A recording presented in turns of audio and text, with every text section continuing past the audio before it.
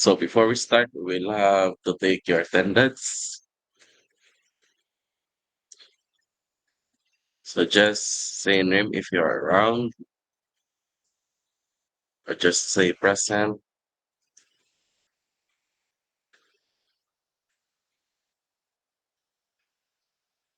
Tuto, Present, sir. uh, ah, then umandak, wala. Juan Codino, Present, sir. wala. Wala. Canonigo, wala. Okay. De la Victoria, Present, sir.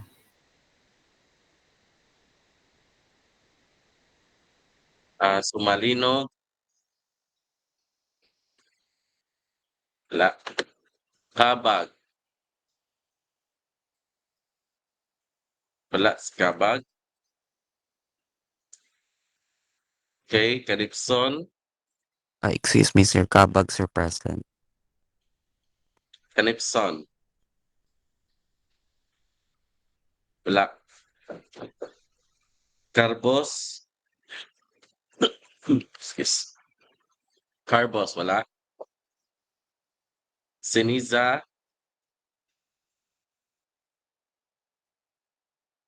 okay. Dagle, wala. Felices, Present, sir. Gabato, Present, sir. Genon, Present, sir. Hernandez, wala. Hernandez, Ibarra, Ibarra, wala. Alas Hernandez. Ibarra, okay na. Wala. Lebron, wala. Lucero,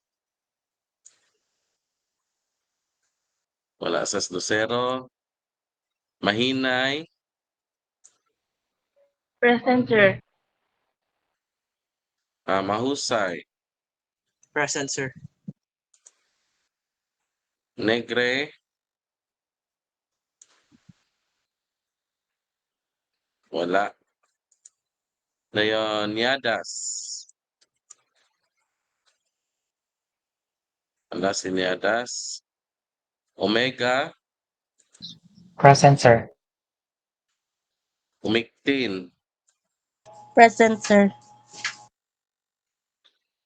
Swan, Present, sir.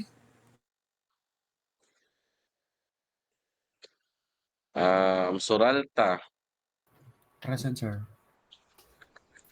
Texon, wala. Valizado, Present, sir. okay. Villacampa, Present, sir. okay. Excuse me, sir. Yes. Present Mandak, sir. Mandak, okay naman. Okay na Mandak. Present sa Carbos, sir. Si Carbos. Carbos, Kapis nun sad, sir. okay. Pisnon, Yes, sir. isa pa. Wala na. Kabag, sir. Okay na kapag. Okay, thank you, sir. Okay. So again, everyone, good morning. So for this morning, so we'll discuss a new topic. Okay, so we're already done with the chapter two, which talking about the cost concept and design economics. Okay, so for this chapter, so we will discuss further with the concept of engineering economics by means of different cost estimation techniques. Okay, so allow me to share my screen.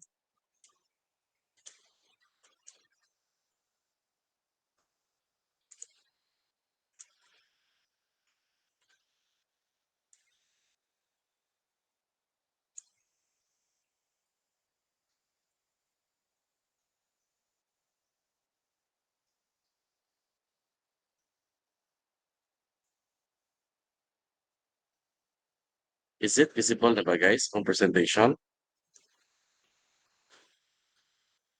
Yes, sir.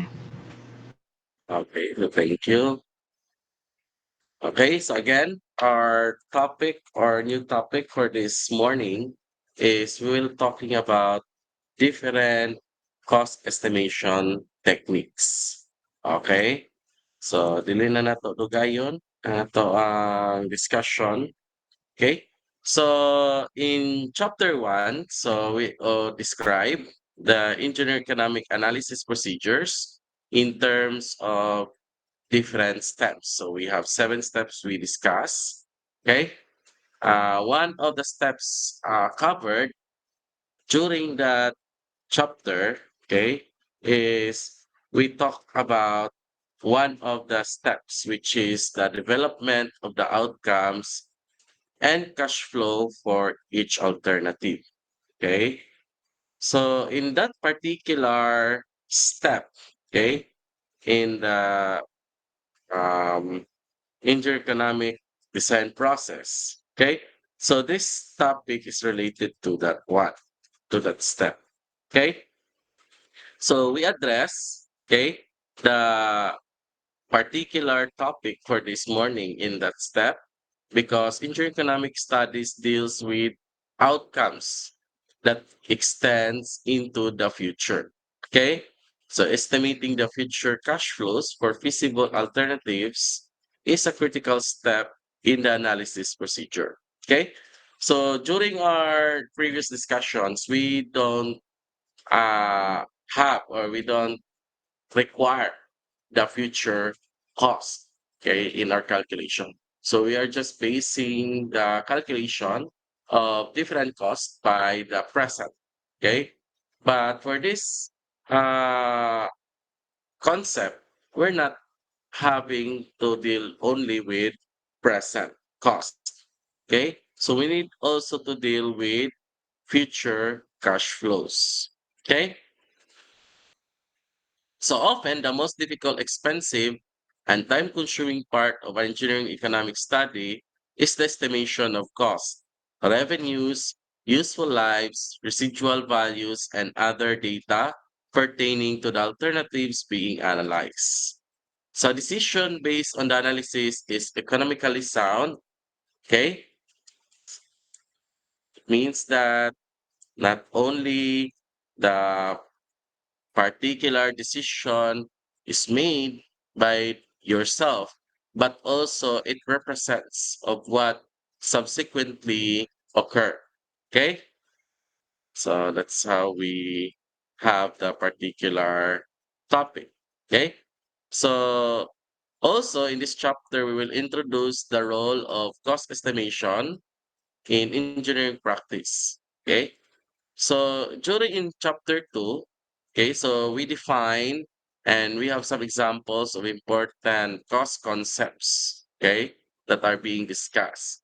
So estimating capital investment costs, okay, also different costs, okay, different terminology or different cost terminologies that are also talks about the how we derive the revenue or having the cost even or break even analysis in our cost related to our revenue. Okay.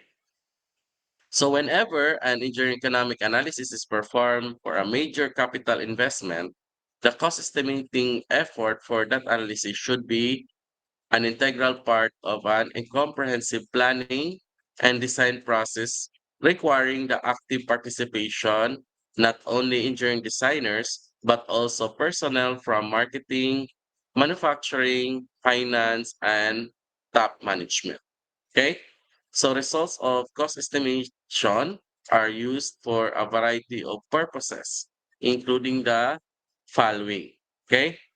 So one of the use of estimation, okay, is that first, okay, it provides information used in setting a selling price for quoting, bidding, or evaluating contracts. Okay?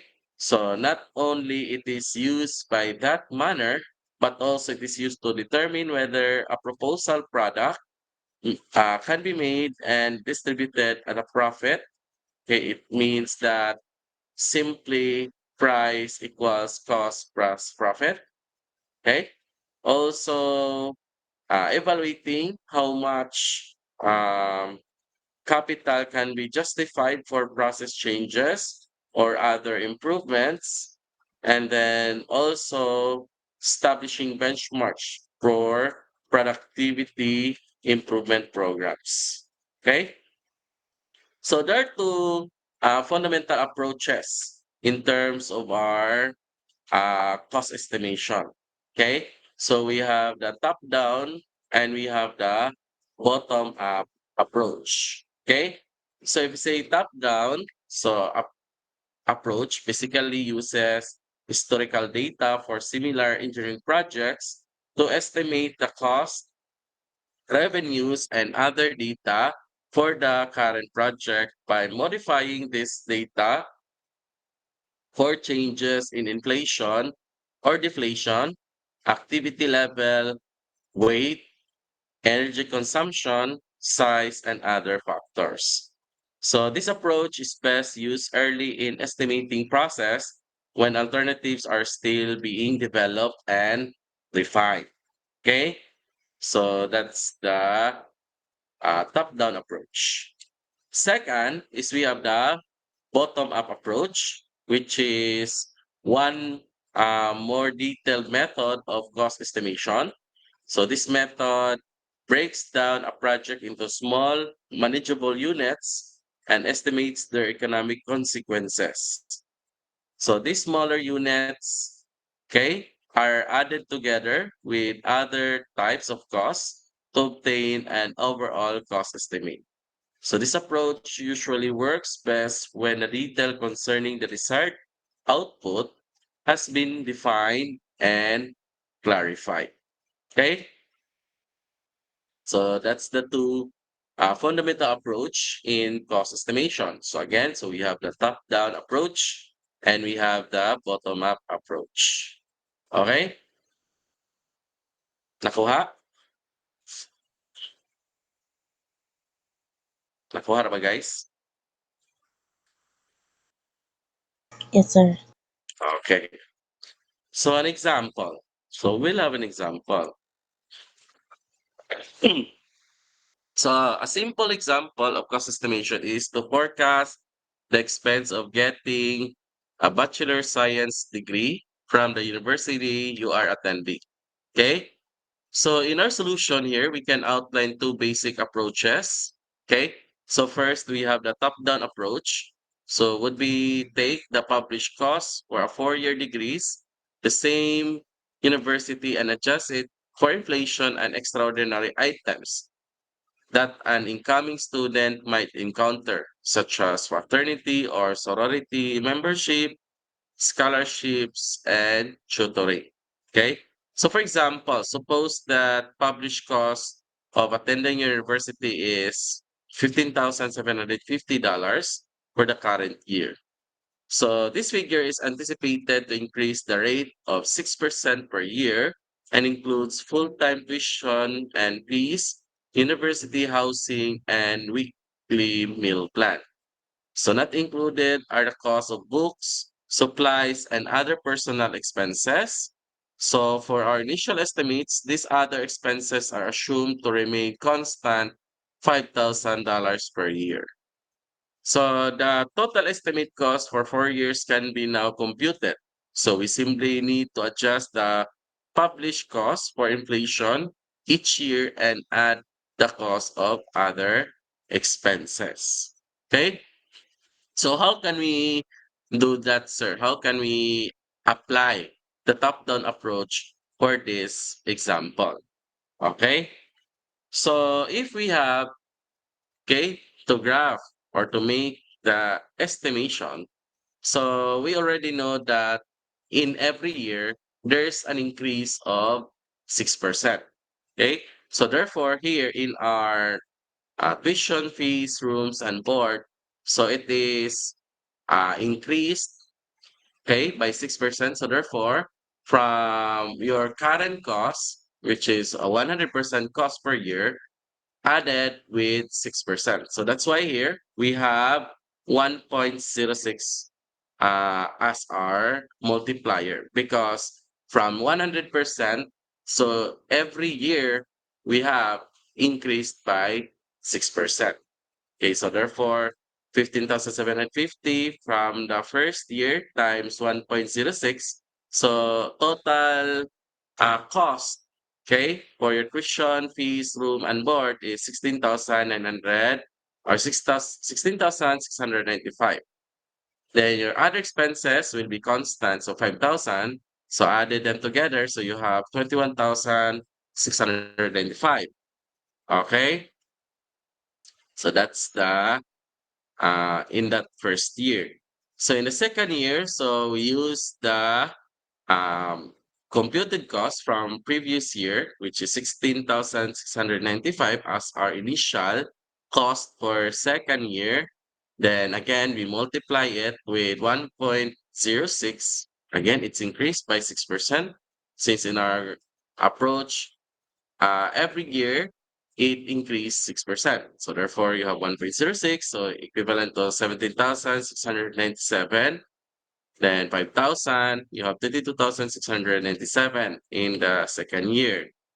Then your third year, again, from the previous cost of your tuition, so which makes our initial 17,687 times 1.06, we have 18,759 plus our constant other expenses, 5,000. So therefore, we have 23,759.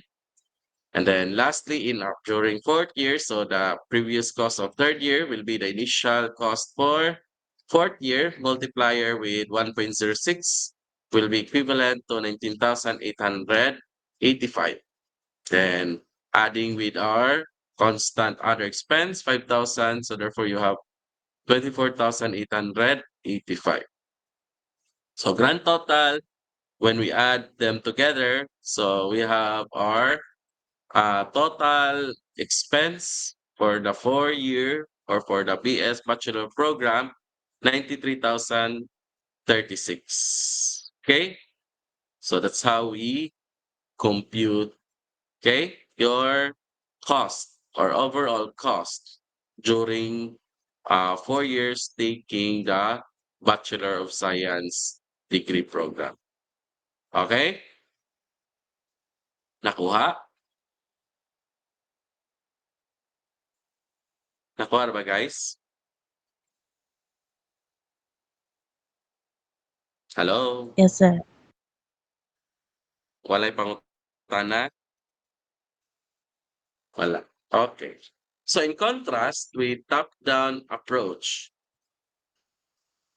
so bottom-up approach is the same with top-down, but it first break up down anticipated expenses into the typical categories. Okay?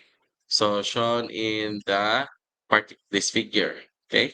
So in each 4 years at the university, so tuition and fees can be estimated fairly accurately in each year as can books and supplies.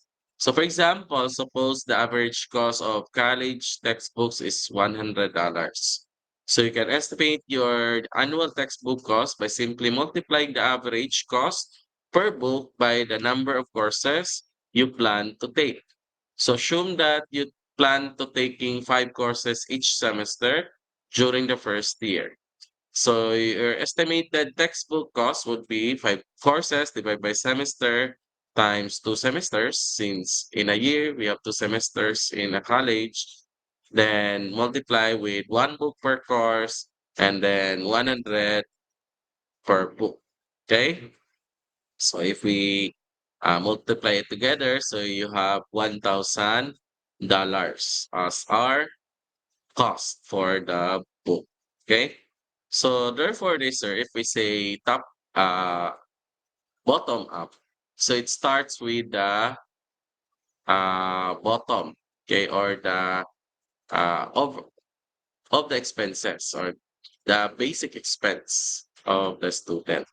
Okay. While if you say top down, so it starts with the general expense down to the specific expenses. Okay. So mo na siya ay difference between the two approaches. Okay? Nakuha?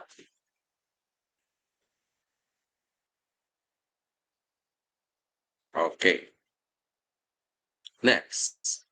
So, in an integrated approach to develop the net cash flows for feasible project alternatives, so this integrated approach includes three basic components. So, we have the WBS, or the work breakdown structure. Second is we have the cost and revenue structure, or we call that classification. And the third one is we have the estimating techniques, or the models. Okay. So what are these three components? So first we will talk about work breakdown structure. So if say WBS, or work breakdown structure, so this is a technique for explicitly defining at successive levels of detail the work elements of a project and their interrelationship. Okay. So also work breakdown structure is called work element structure. Okay. So as the figure suggests for work breakdown structures is like this. One is showing now, guys. Okay, so as you can see in the figure, okay, so it begins with the description of the project in terms of our work breakdown structure. Okay, so work breakdown structure, so it is used to describe the project and each alternative's unique characteristic in terms of design, labor, material requirements, and so on.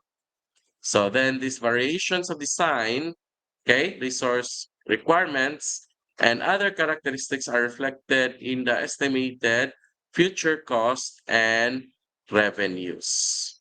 Okay, so this is how it looks like, guys. Ito ang work breakdown structure. Okay, so to estimate future costs and revenues for an alternative, the perspective of the cash flow must be established and estimating baseline and analysis period defined. Okay? So normally cash flows are developed from owner's viewpoint. So the net cash flows for our alternative represents what is estimated to happen to future revenues and costs from the perspective being used. Okay, so therefore, the estimated changes in revenue and cost associated with an alternative have to be relative to the baseline that is consistently used, okay, for all alternatives being compared. Okay? So, mo na kita na to work weekly structure.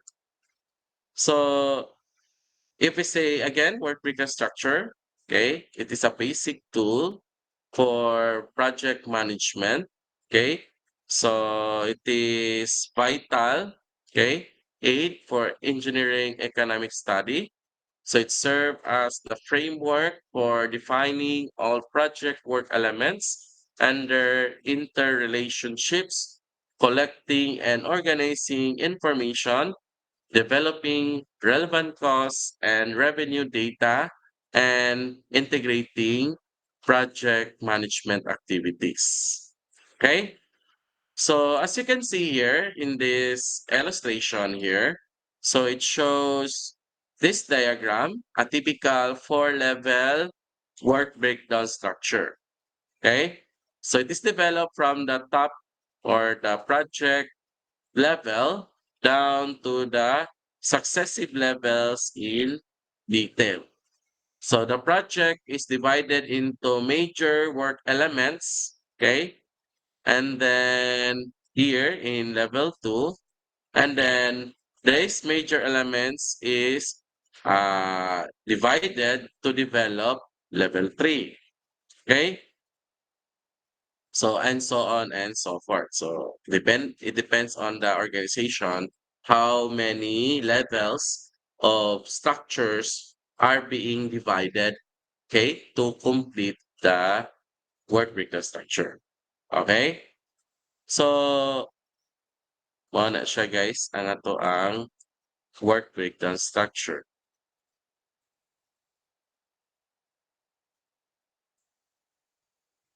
So, work breakdown structure, okay, has other characteristics. Okay, so not only it is divided by different levels, but also it is used both functional and physical work elements, okay, in the project management. Okay. So the content and resource requirements for a work element are the sum of the activities and resources of related sub-elements below it. Okay. So from the previous figures, as we can see, that each level has its own structure. Okay. So for example, in level 1, so it's the parent. Okay, then level 2, it is the child from level 1. So you have three sub-levels. Then in your level 3, so you have the child from level 2, and so on and so forth. Okay, so wait for a while, guys.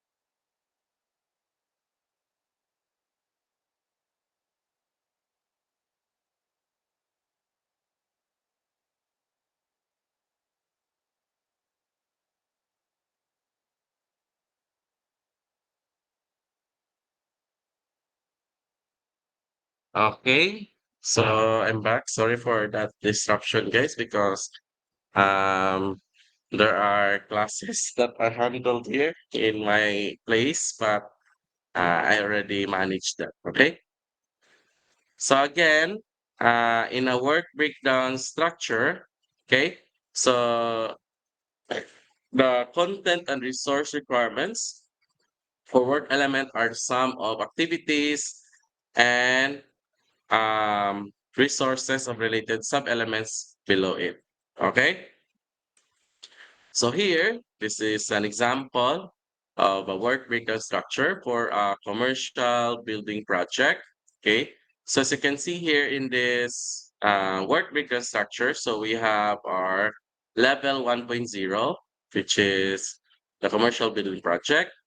And then the level two is we have the different parts. So you have the site work and foundation, the exterior, the interior, the roof, electrical systems, mechanical systems, real estate, project management, architecture or engineering services, and sales. Then in that level, so we have the child levels of this level two, which is the level three. So for example, in site work and foundation, so you have the site grading, excavation, side walks and parking, footing or foundation, and the floor slabs. Okay. So as you can see in the structure itself, okay, so we have each levels and categorizes or uh, in a group, okay, of categories in every level, right? Nakuha? Nakuha na ba, guys? Yes, sir. Okay. So again, other characteristics of work breakdown structure. Okay, so it includes not only the content and resource requirements, but also the recurring and non-recurring work elements. Okay, so in this case here, it's not right there, but um, if we have our work record structure, for example, if we create our own, then we must also include the recurring and non-recurring work elements. Okay, so if you say recurring, it means it is active, okay, in the uh, particular category. Then if you say non-recurring, it means it is done or it is already performed. Okay, or either performed or suspended or done. Okay, so next we have the second one.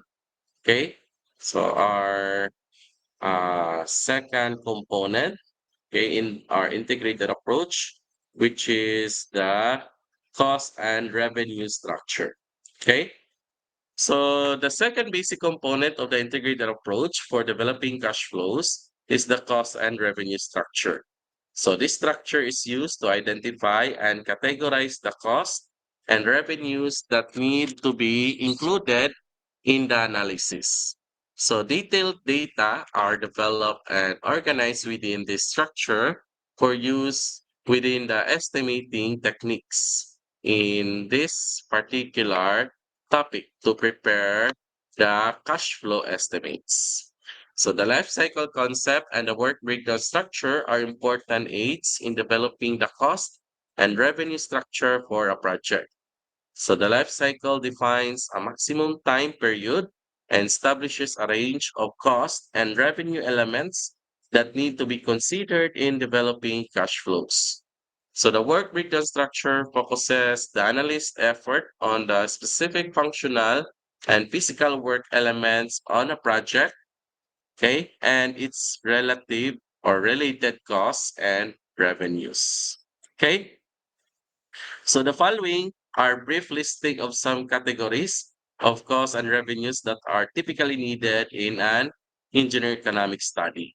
Okay, so we have capital investments, labor cost, materials cost, maintenance cost, property taxes and insurance, overhead costs, disposal costs, revenue and based on sales, quality, or we call that scrap cost. Then we have the market or salvage values. Okay. So again, those are some categories of cost and revenues that are typically needed in an engineering economic study. So there are so many categories we considered, but most of the mentioned categories are used, okay, or the commonly used categories. Okay? Nakuha? Okay. So next we have the third, okay, category or the third approach for our integrated approach. Okay, third basic component, which is the estimating techniques or the models. Okay, so it involves estimating techniques. Okay, so these techniques, together with the detailed cost and revenue data, are used to develop individual cash flow estimates and the overall net cash flows for each alternative. Okay, so the purpose of uh, estimating is to develop cash flow projections. Okay, so it means that not to produce exact data about the future, which is virtually impossible. So neither a preliminary estimate nor a final estimate is expected to be exact. Rather, it should be adequately suited to need for a reasonable cost, and it is often presented as a range of numbers. Okay, so here these are the numbers range for cost and revenue estimates. Okay, so for order of magnitude estimates, so it is used in planning and initial evaluation stage in a project. So typically having a margin of positive negative 30%. Okay. Second is we have the semi-detailed or budget estimates. So these are used in the preliminary or conceptual design stage of the project. So mostly margin, okay, cost margin is positive negative 15%. Then we have the definitive or detailed estimates, so which are used in the detailed engineering or construction stage of a project, which has a cost margin of positive negative 5%. Okay? Nakuha?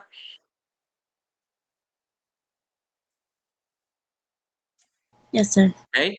So thus it is apparently that the cost or revenue estimate can vary from a back of the envelope calculation by an expert to a very detailed and accurate prediction of the future prepared by a project team. So the level of detail and accuracy of estimates should be depend on the following. So first, we have the time and effort available as justified by the importance of the study. Also, the difficulty of estimation or estimating the items in question. Third is methods or techniques employed. Fourth, qualifications of the estimators. And lastly, the sensitivity of study results in a particular factor estimates. Okay? So as estimate becomes more detailed, accuracy typically improves, but the cost of making the estimate increases dramatically. Okay? So this general relationship, okay, illustrates that idea of cost and revenue estimates should be prepared with full recognition of how accurate a particular study requires them to be. Okay, so in our work breakdown structure, for example, if we have it in a graph, okay, for example, in our bottom is the accuracy and The X is the accuracy and our Y is the cost of estimate as a percentage project cost. Okay, so it creates a curve. Okay, so it will be like this nga curve kung ato na siyang i-provide. So it generates like this. And then, okay, so nana yung curve guys now. Isang kanon. So nana siya now guys kung ato siyang i-draw, okay, as a curve. So nani ang curve. Okay? Banana ang yang curve. Okay? In terms sa to ang accuracy o sa to ang cost estimate. Okay? Nakuha?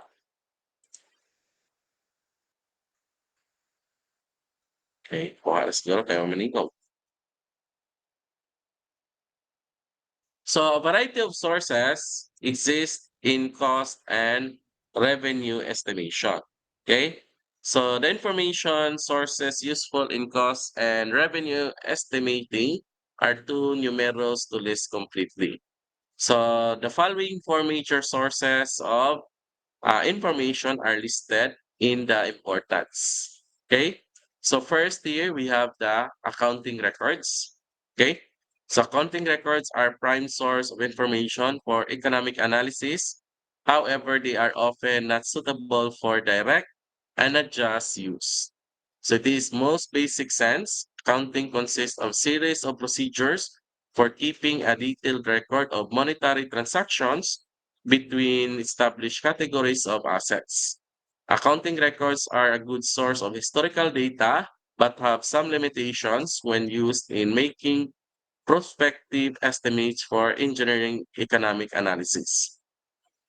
So moreover, accounting records rarely contain direct statements of incremental cost or opportunity cost, or both of which are essential in the most engineering economic study analysis. So incremental costs are decision specific for one of a kind investment and are unlikely to be available for accounting system. Okay? So second is we have the other sources inside the firm. Okay. So the typical firm has a number of people and records that may be excellent sources of estimating information.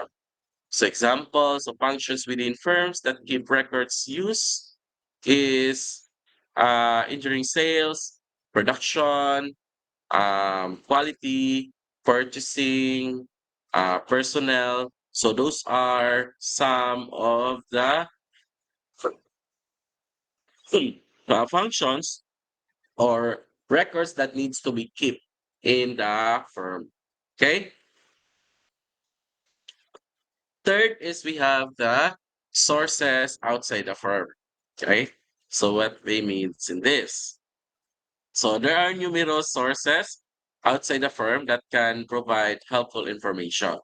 So the main problem is in determining those are most beneficial for particular needs. Okay. So in terms of sources outside the firm, so we have different commonly used outside sources or outside source.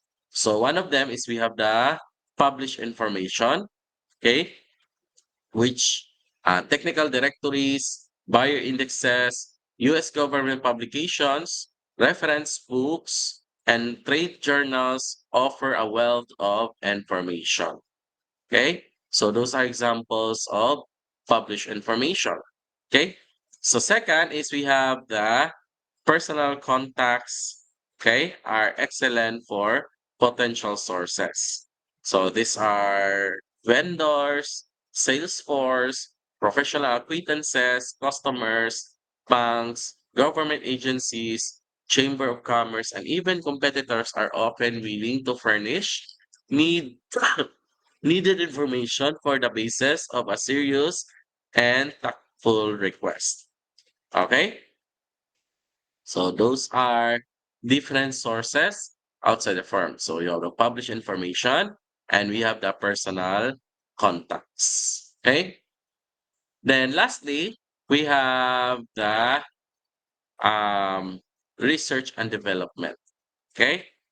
So if the information is not published and cannot be obtained by consulting someone, so the only alternative may be to undertake the research and development to generate it. So classic examples are developing a pilot plant and undertaking a test market program. Okay. So those are um, okay. So those are four major sources of information that we are used for estimating data. Okay? Nakuha? Okay. Wala siguro kaya wala na may pangutana. Okay. So, how can we estimate or how estimates are accomplished? Okay? So, an estimate can be prepared, okay, in a number of ways. Okay? So, we can do, for example, conference, okay, to have the estimates or the cost estimates of the particular study. Okay. So, for example, we ask some questions and then having it the feedback and opinions of individual participants. Okay. That are participating in the conference, then you can get information or having the estimates. Also, we can have our estimates by comparison, okay? Or by comparing it with similar situations or design. Okay, so mostly we use here what we call estimating by analogy. Okay, so the comparison method may be used to approximate the cost of a design or product that is new. Okay, so we can compare the two products, for example, having both of them, check what are the qualities or the materials used. Okay, so those are some we can get estimates for the engineering economic study. Third is we have to use quantitative techniques. Okay, so which okay, if we say quantitative, so di ba, in our research we have two techniques used or to research. We have quantitative and we have the qualitative. Okay. So if we say qualitative, so it is based on terms of qualitative. So quality. So quality of the research or we have to get the uh, our research based on quality. Okay. Quality based resources, quality based hypothesis, and so on. If we say quantitative, in the other hand, so it is based on numbers from quantity. So surveys, um, analysis or data gathering, data collections. Okay. So those are examples of quantitative techniques. Okay. So some selected techniques with the names used being generally suggestive of the approaches, okay, are some used, okay, as I mentioned. Okay? So mo ito yung mga gamito na to, techniques for that particular manner. Okay? Nakuha. Question so far. None so far, sir. Wala ra? So nasabtan ra? So Yes, if sir. no questions, guys, okay, so we will end up lang sa karon sa tong discussion kay hapit naman sa ni mahuman. So mo-end lang tag sayo. Okay? And then we will continue next meeting with the topic. Okay? And then after this topic, so kuha na, prepare na ang first group. Okay? To report. Okay?